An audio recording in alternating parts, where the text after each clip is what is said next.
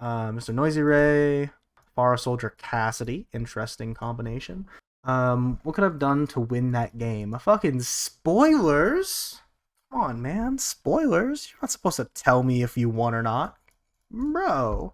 Where's the mystery in that? Where's the fun? Okay, let's find out. I feel really bad though, because like I don't know what positions you should be playing as Pharah here. Because I've never played Pharah on this map. I never even thought to play Pharah on this map. I didn't even think she'd be good. Because like, even if you got to a position like this or like this, like how are you supposed to peek around this corner without being shot from this high ground? This doesn't seem like a very advantageous map to play Pharah on. I feel like that's not a good pick. Oh, is a really high skybox on this map? Okay, that's good to know.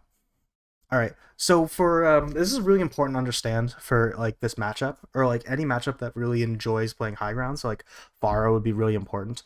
The higher you are, the harder you are to hit. Now in this situation, not really, because none of the cover is very good for you.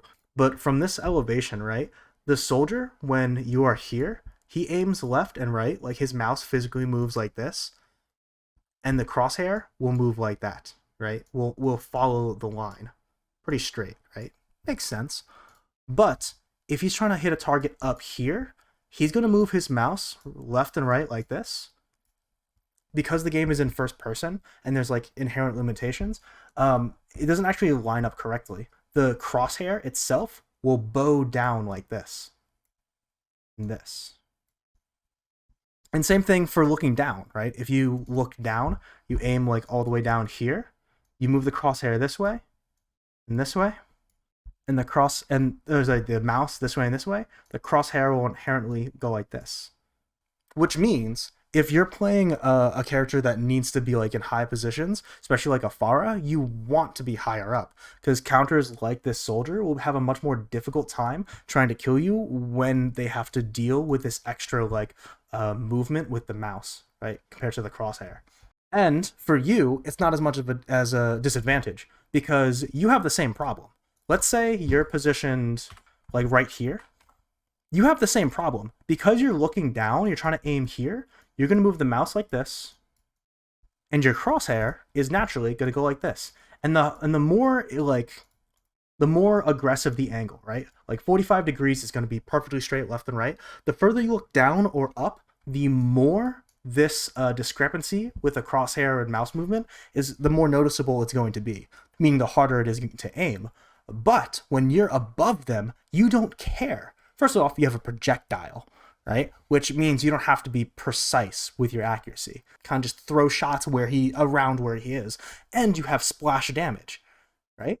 So from here, if you land a shot here, it splashes and still hurts him, right? Where if he tries to hit you in the sky and misses by a little bit, you just don't take damage.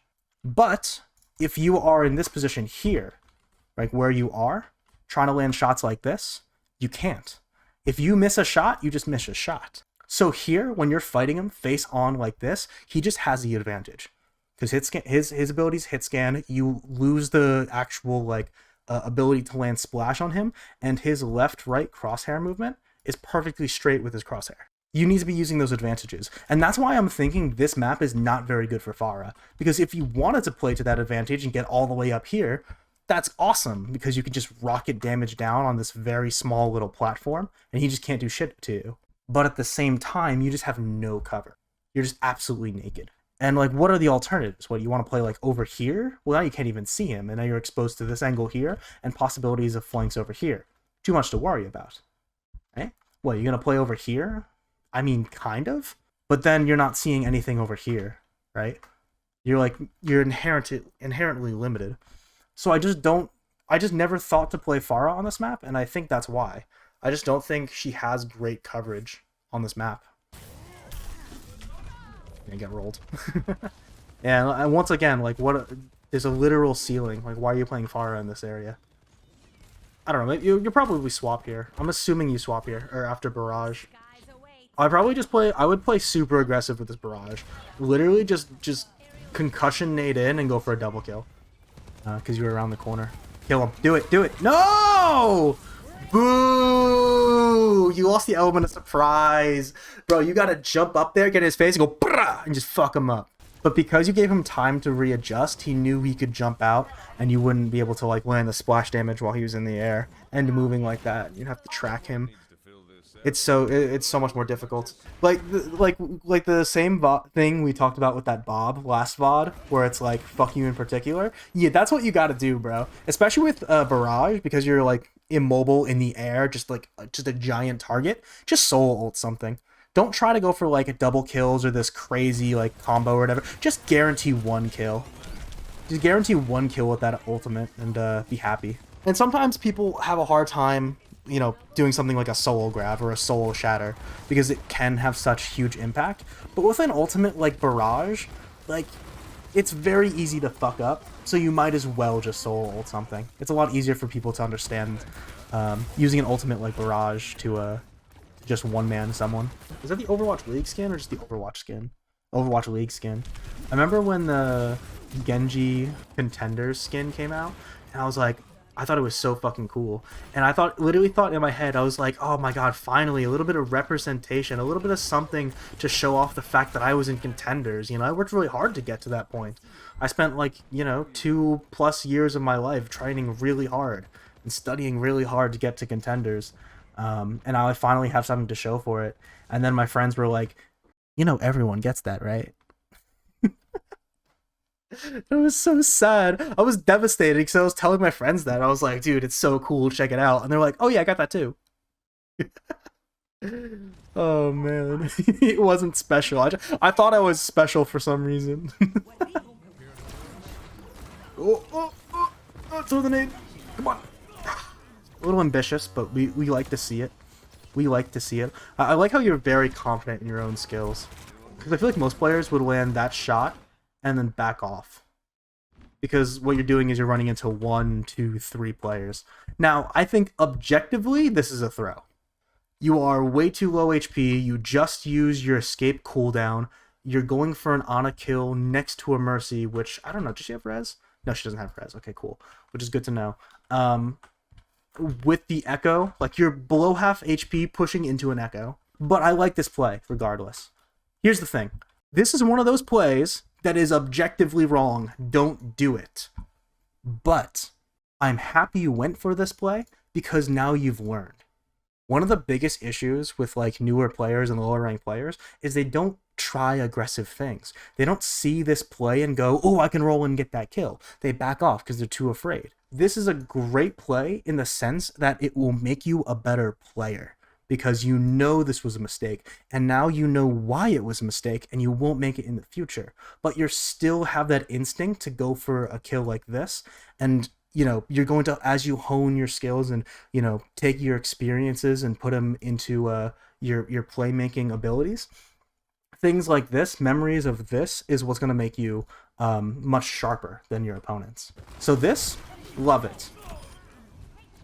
Not good, objectively bad. But I love that you go for that play. Now, if you did it again, I'd be a little upset. If you did it twice, I would be very upset. But just doing it once is okay.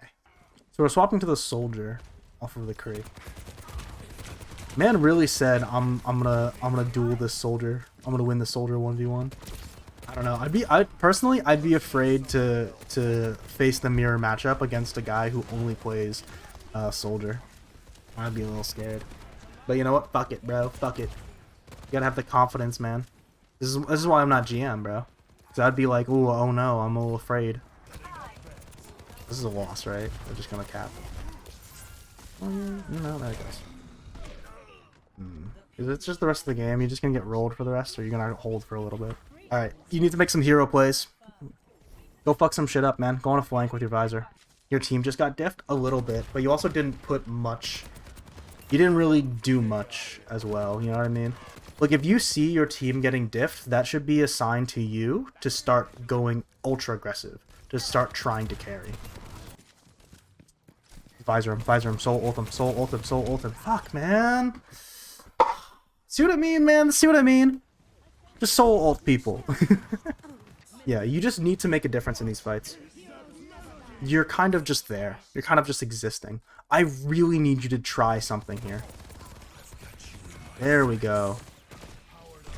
Was it good? No, but there it goes. And that Visors kind of just uses a tempo ult. They just back off because of it. That's good enough, but I mean, you could have won a fight way long ago. You will soul ult more? Good, bro. Soul ulting does several things too. One, it guarantees a kill. You just won't lose the 1v1 if you ult them. You shouldn't lose the 1v1 if you ult them.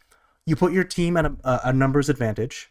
A lot of times, if you do it early in a fight, you completely collapse their setup, right? So they'll start retreating, and then you just push on them and you kill all of them.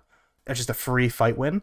And if they continue to fight anyways, you add mental damage. You put mental damage on them. It feels fucking awful getting solo ulted.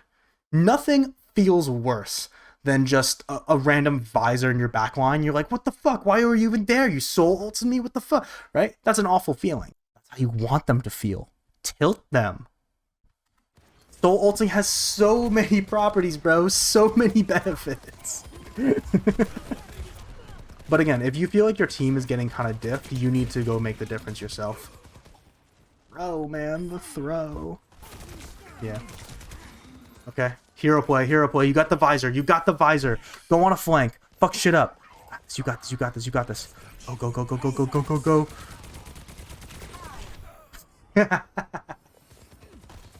I like the attempts. I've been learning a little bit more about Valorant. I've actually been watching this one guy who does some coaching and stuff, and it's been really inspirational watching him do coaching. I'm like, oh man, that reminds me of when I used to do that. And one of the things that he says is when he's at an eco disadvantage, he likes to have really stupid strats, right? He'll be like, all right, well, they have guns and we have pistols. Why don't we just run it down and do something dumb and have a really weird, like, smoke chain lineup or something dumb, right? Let's get aggressive. Let's stack a site. Let's do something crazy.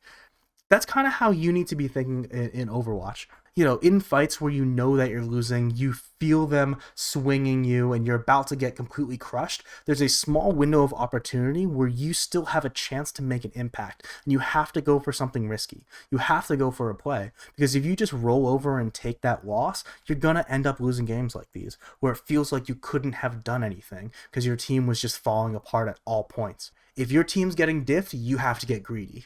That's just how it works.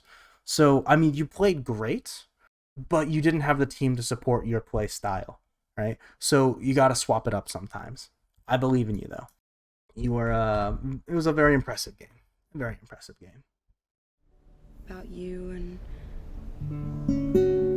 how you've been treating me, and I thought, why do I love you? The house creaks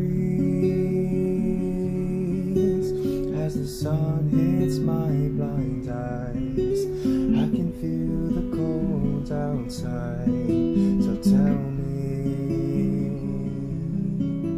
what you see.